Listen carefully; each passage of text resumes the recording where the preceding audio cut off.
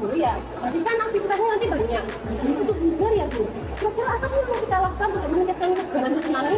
Apa yang harus dilakukan untuk meningkatkan kebugaran jasmani yang baik?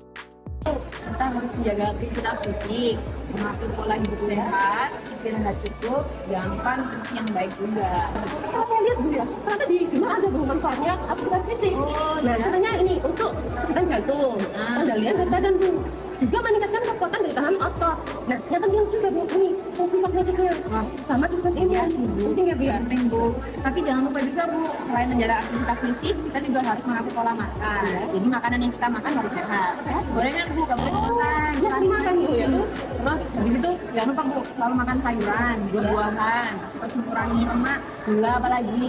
Karena kalau kita mengurangi makanan yang seperti itu Bu, apalagi makanan olahan, itu akan membuat tubuh kita jadi lebih sehat dan energi. Oh, berarti udah tidur berapa jam kan? Iya, kemarin aku tuh udah kayak ini jam berapa? Loh gimana sih caranya supaya nggak ngantuk banget? Oke, jadi biar kita tidak ngantuk dalam beraktivitas fisik, maka kita harus tidur 7 sampai 9 jam sehari. Kalau tidurmu kurang dari jam itu, maka tidurmu kurang tidur dapat optimal kebutuhan dan juga pola hidup juga menyebabkan berpengaruh ke aktivitas fisik dan juga mental. Jadi tidur itu sangat penting. Makanya saya kalau ngantuk, selain itu kita juga harus stres kita tubuh kita. Caranya mengelola stres agar kita. Nah, kemarin sudah bisa kita. Katanya cara mengelola stres yang baik itu pertama melakukan diam dulu, terus melakukan pernapasan yang dalam. Habis itu kamu bisa melakukan sebentar. Sehingga ini katanya kamu mengelola stres itu tidak hanya berdampak pada kesehatan, tapi juga bisa berkontribusi pada kesehatan fisik. Dan yang paling penting adalah konsistensi adalah kunci. Dan memulai dari hal kecil dan berkembang secara bertahap dapat menjaga motivasi jangka panjang. Pentingnya kebugaran jasmani dan kesehatan bagi seorang pendidik. Oke, jadi memiliki kebugaran jasmani dan kesehatan bagi seorang pendidik itu merupakan aset yang sangat berharga.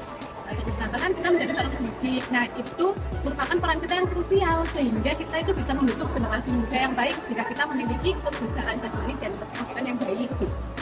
Dengan kondisi fisik dan juga mental yang sehat, seorang pendidik itu akan bisa memberikan yang terbaik untuk siswa dan juga Menciptakan lingkungan belajar yang positif. kita ini kan mengikuti program PPG ya, sebagai calon guru. Menurut Mbak Jessica apa arti penting kebugaran jasmani? Wah, untuk pendidik ya bagus sekali ya berarti ya. Ini sesuai yang saya bahas tadi. Jadi menurut saya arti kebugaran bagi seorang pendidik itu adalah sangat penting berarti. Kenapa? Karena apabila seorang pendidik itu memiliki kebugaran yang baik, maka akan berpengaruh juga terhadap otak. Kalau berpengaruh sama otak, maka akan berpengaruh juga terhadap konsentrasi, fokus, sama daya ingat. Seperti kita tahu, ketiga ini akan mempengaruhi produktivitas kita dalam mengajar, ya kan? Jadi proses pembelajaran akan semakin lancar dan baik. Jadi sebagai pendidik apa yang bisa kita lakukan? Ya, sebagai pendidik yang bisa kita lakukan adalah mengedukasi kepada peserta didik tentang pentingnya menerapkan pola hidup sehat. Dan yang kedua, kita bisa mengedukasi anak-anak tentang pentingnya berolahraga, Mbak Rati. Dan menurut saya Kalau Mbak Rati bagaimana? bahannya menyarankan tapi kita juga harus memberikan contoh. Oh iya, bagus-bagus. Iya, iya. Peserta didik untuk olahraga, ya nanti kita sebagai pendidik juga harus ikut olahraga juga. Oh iya, iya. Kenapa? Olahraga itu akan berpengaruh terhadap tingkat stres kita. Iya, bisa Olahraga akan menurunkan tingkat stres kita. Jadi kalau kita nggak stres, kita bisa mengajar dengan baik, dengan enjoy, dan pembelajaran bisa berjalan dengan lancar. Oh iya, iya. Kalau menurut berarti ada nggak kayak contoh kegiatan yang bisa diterapkan di sekolah?